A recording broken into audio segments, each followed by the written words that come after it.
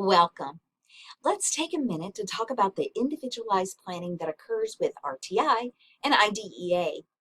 These are acronyms that you will hear often in relationship to special education.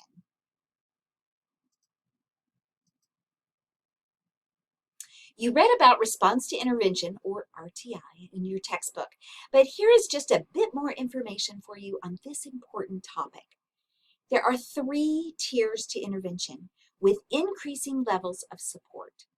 Tier 1 intervention is supplemental instruction within the usual classroom routine. For example, providing a bit more explanation and examples during the lesson. Tier 2 interventions are a bit more targeted for students who need more instruction. This might look like having a small group of children work with a teacher to review a concept again, to have more practice, and additional explanations. Tier 2 interventions occur in the general education setting. Tier 3 is a more intensive one-on-one intervention based on an assessment of a specific need. This tiered system reminds teachers that we don't jump to the most intensive interventions right away. We work with children to meet their needs where they are prior to referring to them for special education. This graphic shows you the tiered response based on academics and behavior. Pause this video to read the specifics of each tier. Also note the percentage of students receiving the interventions. We would expect that the majority of children, about 80%, have their needs met with Tier 1 interventions. About 15% have their needs met through Tier 2 interventions, and only a few students, about 5%, will require Tier 3 interventions. If Tier 3 interventions are not effective, this might be the point when we consider special education interventions. Special education services are guaranteed under the Individuals with Disabilities Act, or IDEA. Children with identified disabilities must receive individualized planning for their education. There are 4 parts to IDEA: A, B, C, and D. Part A provides a basic foundation for the Act, such as defining terms and establishing a federal office of special education. Part D of IDEA explains national activities to improve education for children with exceptionalities. For example, how federal grants can provide funding for special initiatives. Parts B and C are the areas that outline education guidelines and early identification and intervention.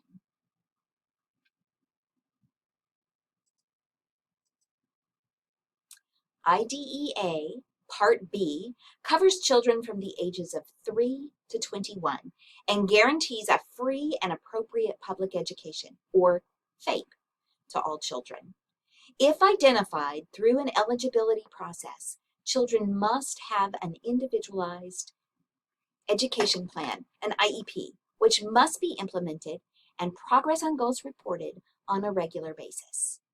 To the greatest extent possible, and as appropriate for the child, the services must be provided in the least restrictive environment, or LRE. Families must be involved in the IDEA processes. Take a moment to pause the video and read through these highlights on this slide. Part C of IDEA provides the guidelines for children from birth to age 5. This is the early intervention section of IDEA and holds that every family is entitled to appropriate, timely, and multidisciplinary identification and intervention services. Instead of an IEP, younger children and their families develop an Individualized Family Service Plan, or IFSP, to address specific needs and related services. Take a moment to pause the video and read through these highlights on this slide. IDEA requires that transition plans help students move between Part C, where the natural setting might be home or childcare, and B, to a new school or program. Transition plans should help children move between schools and between programs. Before graduating from high school, a plan must be in place to address what happens next for the student. This could be moving to a post-secondary school, training, or employment. The basic special education process required under IDEA can be explained in 10 easy steps.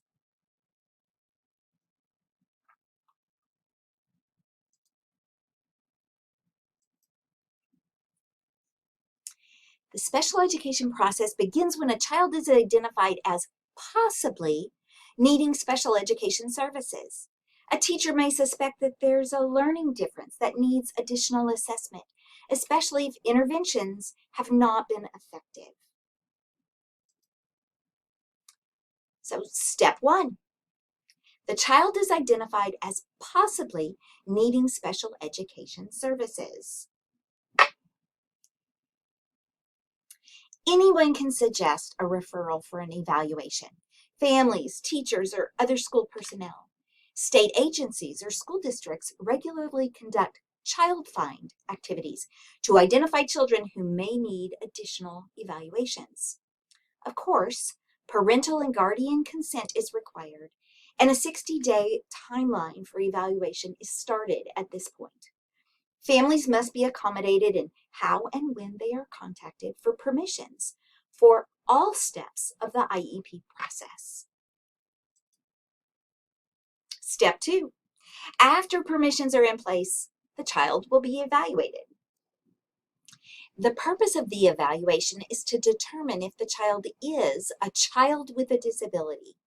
Professionals in the area of suspected disability will complete appropriate evaluations. In the process of the evaluation, information will also be gathered to help determine the child's educational needs and appropriate educational programming.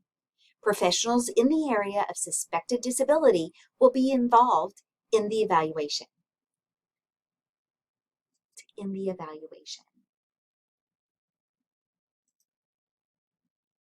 Step three, a meeting is held to review the results of the evaluation and determine special education eligibility.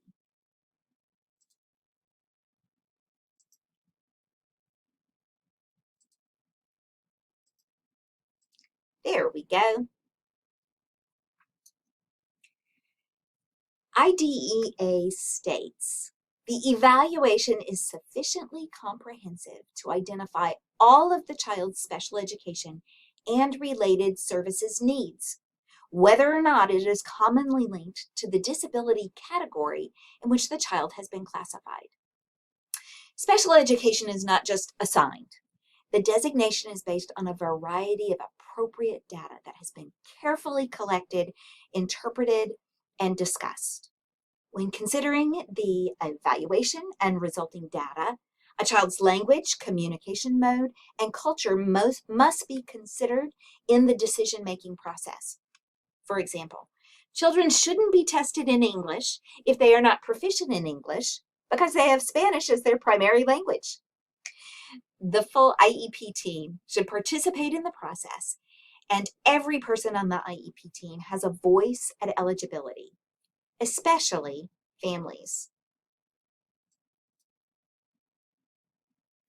The team will decide if the child qualifies as a child with a disability in one or more of the IDEA categories: autism, deafness, deaf-blindness, hearing impaired, developmental delay, emotional disturbance, intellectual disability, other health impaired, multiple disabilities, orthopedic impairment, specific learning disability, speech or language impairment, traumatic brain injury, or visual impairment, which includes blindness. Step 4. When a child is determined eligible for special education, it means that the services should then begin. An individualized education plan, or IEP, must be written within 30 days of the eligibility meeting.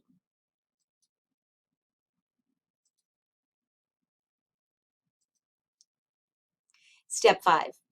The IEP meeting is a separate process from the eligibility and will take place with all the team members involved. Scheduling the IEP meeting also has specific requirements similar to the eligibility meeting. This includes contacting the participants, especially parents or guardians, in a timely manner, scheduling the meeting at an agreeable time and place, and telling the parents the purpose and time and location of the meeting, who will be attending, and that they may invite people to the meeting who have knowledge or special expertise about the child.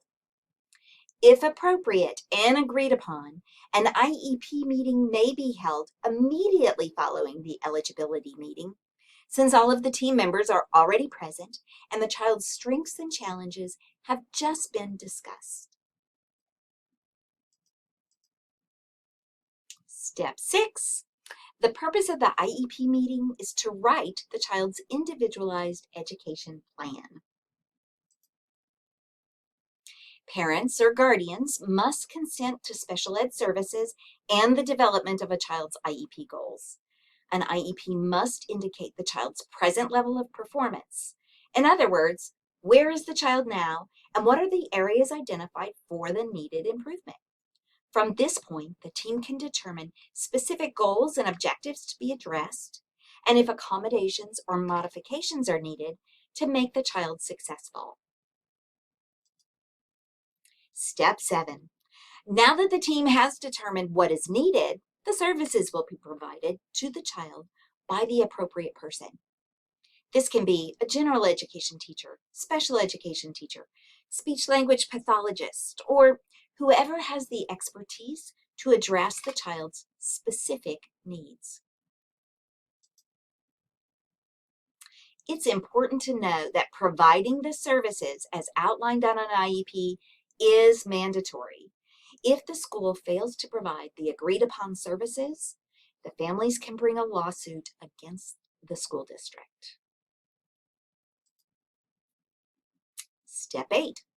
Schools must monitor a child's progress on IEP goals and report this information to the parents. The updates on progress are reported to the parents when general education measures are reported. So in other words, IEP progress reports align with the school's report cards.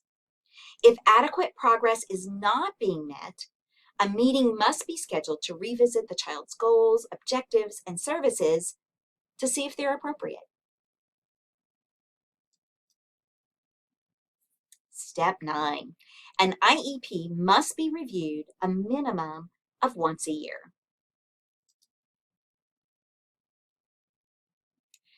Based on the data collected while providing the services, the IEP team will discuss what is working or not working for the child. Should services increase or decrease? Or does the child continue to need specialized intervention? And lastly, step 10, every 3 years, a child is re-evaluated for continued eligibility as a child with a disability. If so, services continue. If not, a child can be exited from the special education services. If you work in schools, you will most likely be included in the IEP process. Remember, the key to a good IEP meeting is to center the needs of the whole child. Then, as a team, work together to help the child reach his or her full potential.